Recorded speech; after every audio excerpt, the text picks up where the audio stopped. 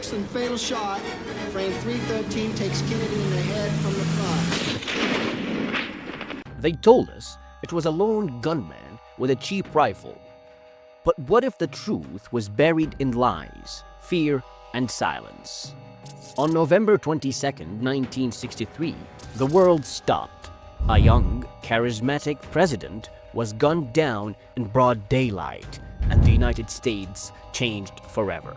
Officially, Lee Harvey Oswald was the man who pulled the trigger, but within hours, suspicions began to spread. Was he really acting alone? Or was he just a pawn in a much larger, darker game? In this video, we're peeling back the layers of one of the most chilling mysteries in American history. We are diving deep into the web of political enemies, shadowy government agencies, mafia ties, and Cold War paranoia that surrounded John F. Kennedy, each with a possible motive to want him dead. Dallas, Texas, 12:30 p.m. President John F. Kennedy is riding in a convertible limousine, waving to the crowds. Within seconds, 3 shots ring out. The president slumps forward, fatally wounded. Chaos erupts. First Lady Jacqueline Kennedy scrambles for help as the motorcade speeds towards Parkland Memorial Hospital. And just over an hour later, a man named Lee Harvey Oswald is arrested. He's found in a movie theater after allegedly killing a police officer. 2 days after that, Oswald himself is shot dead on live television by a nightclub owner named Jack Ruby. Conveniently enough, before anyone could even process the president's death, the man accused of killing him is silenced. No trial, no answers, just questions. A whole lot of them. And so, in 1964, the Warren Commission, led by Chief Justice Earl Warren, concludes that Oswald acted alone. He fired 3 shots from the 6th floor of the Texas School Book Depository using a $21 mail-order rifle. But of course it was obvious that from the beginning people were not buying it. Witnesses claimed they heard shots from the grassy knoll. Doctors at Parkland Hospital described wounds suggesting shots from the front, not just the behind. The magic bullet theory, the idea that one bullet caused 7 wounds to both JFK and Governor Connally, sounded implausible at best, ridiculous at worst. Still, the official story stood firm. One shooter, no conspiracy. Now, let's look at motive. Who had something to gain from JFK's death? Well, firstly, we have the CIA. Kennedy had clashed repeatedly with Central Intelligence Agency. After the botched Bay of Pigs invasion in 1961, JFK was furious. He vowed to splinter the CIA into 1,000 pieces and scatter it to the winds. He was planning to reduce their power, control covert operations, and reassert presidential authority. And just months before his assassination, JFK reportedly signed National Security Action Memorandum 263, ordering a phased withdrawal of U.S. troops from Vietnam. But after his death, Lyndon B. Johnson reversed the order, and the war escalated, benefiting both intelligence contractors and deep state interests. Now let's take a look at another motive in the assassination of JFK: the Mafia. You see, JFK and his brother, Robert, the Attorney General, had declared war on organized crime. But here's the twist. Mob bosses like Sam Giancana and Carlos Marcello allegedly helped Kennedy win key votes in Illinois during the 1960 election. And by the Kennedy's war declared on the mob, it seems that the betrayal had cut deep. In fact, Carlos Marcello once said, "The dog will keep biting you only if you cut off the tail, not the head. The head is the one that has to die." Many believed in that analogy, Bobby Kennedy was just the tail, and JFK was the head. Now, moving on from the Mafia, let's take a look at a motive that the military-industrial complex might have had. So in his final year, JFK pushed back against military escalation. He was quite hesitant about deep involvement in Vietnam and wanted nuclear disarmament talks with the Soviets. So most likely this did not sit well with powerful figures in the Pentagon or arms manufacturers who thrived on conflict. And therefore it would be safe to assume that the death of JFK would be convenient for both parties. And now lastly, a motivation by the Vice President Lyndon B. Johnson.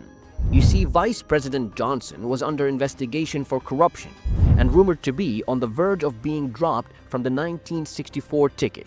And within hours of JFK's death, he was sworn in as president, ushering in policies Kennedy resisted and appointing many of his own men.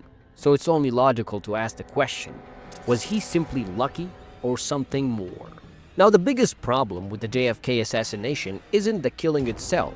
It's the cover-up that followed. Files were sealed. Key witnesses died under mysterious circumstances. Oswald never got to speak for himself. And whenever new investigations were finally launched, they were met with missing records, shredded documents, and sudden suicides. In 1979, the House Selected Committee on Assassinations concluded that JFK was probably assassinated as a result of a conspiracy, citing acoustic evidence of a second shooter. But once again, no names, no one charged, just speculation, just doubt. So the question is no longer, was it a conspiracy? The question is, which conspiracy was it? Theory 1. The CIA. Evidence points to the CIA not just being aware of Oswald, but possibly handling him. You see, Oswald traveled to the Soviet Union, returned with ease, and had links to known CIA operatives in New Orleans and Mexico City. One CIA document released decades later revealed that Oswald was under surveillance by US intelligence weeks before the assassination. Another memo discussed planting false stories to discredit witnesses. So it would only make sense to ask, why would the CIA lie about Oswald's background unless they had something to hide? Now, Theory 2.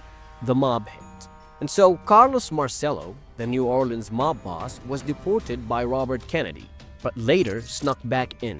He had both motive and means. In a recorded prison conversation decades later, Marcello allegedly confessed to orchestrating the hit, using Oswald as a patsy. Jack Ruby, the man who killed Oswald, had known Mafia connections. His nightclub in Dallas was frequented by mobsters and corrupt cops. He later begged to be moved out of Dallas, fearing for his life. "They're going to kill me," he said. "There is so much more than this." And for the last theory, the three tramps and deep cover operatives. Photographs taken minutes after the assassination show three well-dressed men in police custody near the railroad tracks. Known as the three tramps, their identities remained unknown for decades. Rumors swirled. Who were they? Are they a part of the assassination? Are they CIA operatives?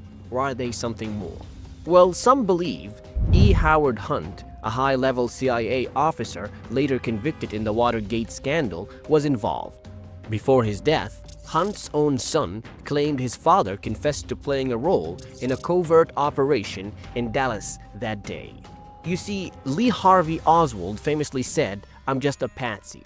He had intelligence ties, traveled widely, and was embedded in pro-Castro and anti-Castro circles. Some believe he was being manipulated by both sides, never fully aware of the role he was meant to play. And by the time he realized what was happening, it was too late. Now here's the most shocking part. Over 4 million documents related to the JFK assassination exist, and yet, more than 60 years later, thousands are still classified. In 2023, President Biden released a new batch of documents, but still withheld others, citing national security. National security about a crime that happened in 1963. I mean, if the official story is so straightforward, why is the truth still locked away? Why are witnesses still afraid to speak? Why do polls show that over 60% of Americans believe that JFK was killed as part of a conspiracy? I'll tell you why. Because somewhere, deep inside those sealed files lies the answer to who really killed the 35th President of the United States. The assassination of John F. Kennedy wasn't just the death of a man. It was the death of America's innocence. The official story has more holes than answers. Every thread we pull reveals a knot of politics, power, corruption, and fear. Was it the CIA protecting secrets?